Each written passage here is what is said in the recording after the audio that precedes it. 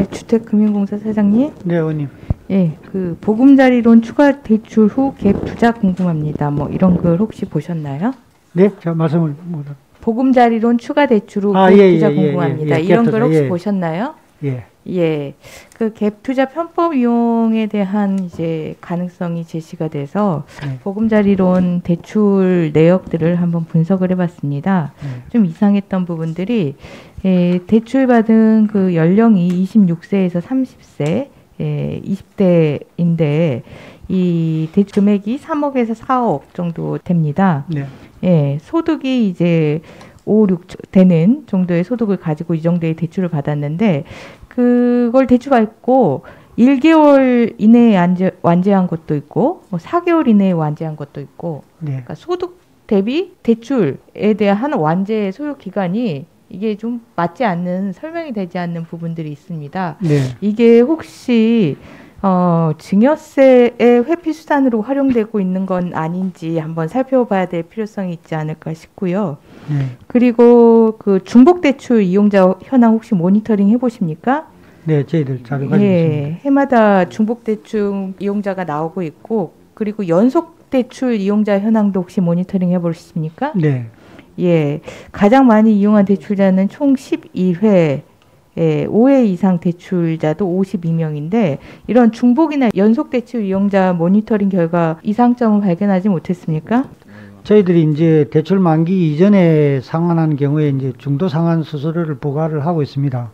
하고 있는데 지금 의원님 말씀대로 그 중도 상환 수수료를 부담하고도 바로 연속해서 대출하는 경우는 그 의원님 말씀대로 갭 투자의 가능성이 높기 때문에 그런 부분에 대해서는 조금 추가적으로 저희들이 규제할 필요가 있다고 생각합니다. 예.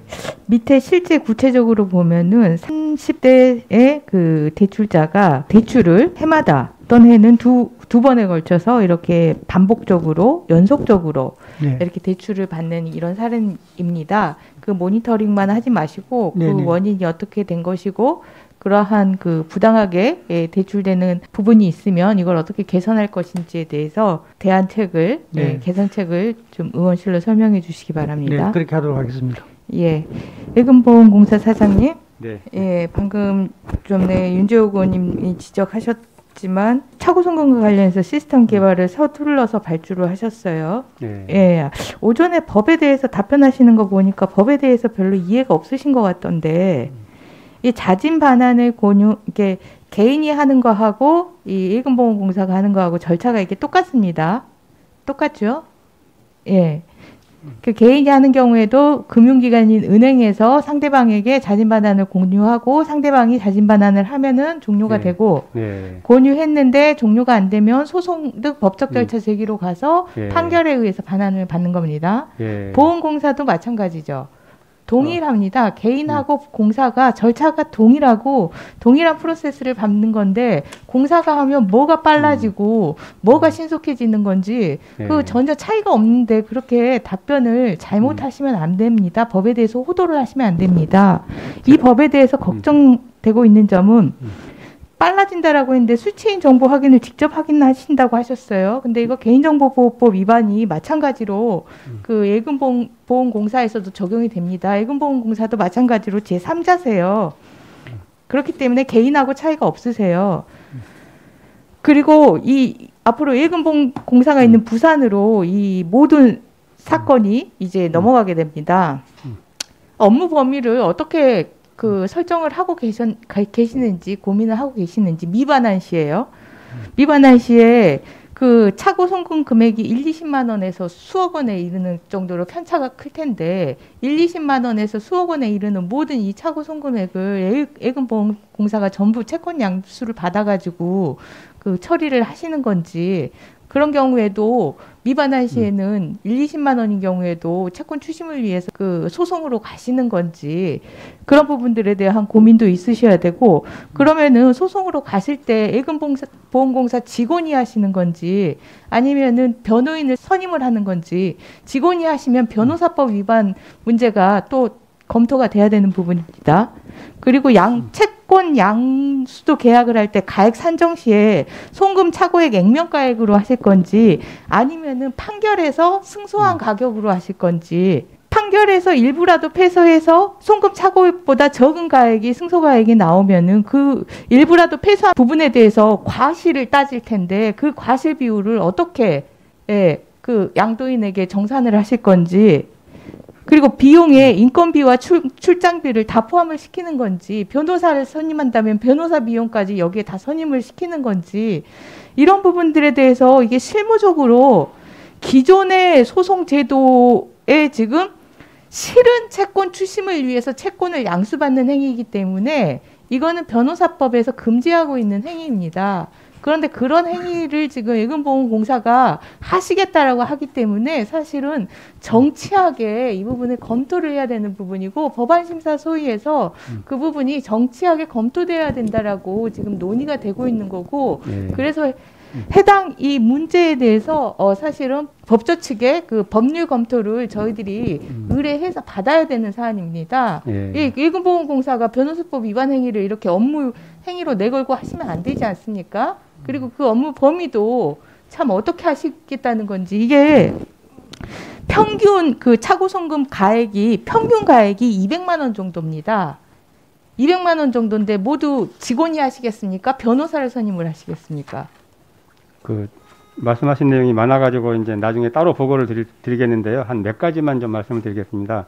먼저 절차 측면에 있어서 이제 은행이 할 경우에는 송금인이 송금은행에 얘기를 하고, 송금은행은 수취은행에 얘기를 하고, 수취은행이 이 송금을 받은 사람한테 얘기를 하게 되는데, 은행들이 이해관계가 없어서 은행들이 이 일을 잘 안 합니다. 그렇기 때문에 은행의 현행 시스템에 맡겨놨을 때는 이 차고송금 반환이 잘 이루어지지가 않습니다.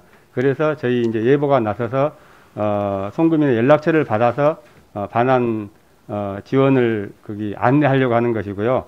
그 다음에 이제 두 번째로 말씀하신 개인정보 보호 문제는 개인정보 보호 문제 때문에 은행이 그 사람의 연락처를 줄 수 없기 때문에 이번 예보법 개정안에서 예금보험공사에 연락처를 줄 수 있도록 하는 것이 예보법 개정안의 골자고요. 이제 이 부분을 의원님들께서 이제 결정을 해주셔야 됩니다. 그리고 그 금액에 대해서는 현재 100만 원 이하가 80%입니다. 아까 이제 워낙 큰 금액이 있어서 평균 금액은 높아질 수 있는데 100만 원 이하가 대부분이고, 저희들은 어떤 특정한 금액을 정해서 1000만 원이라든가 2000만 원이라든가 그 금액의 범위 내까지만 예금보험공사가 할 생각입니다.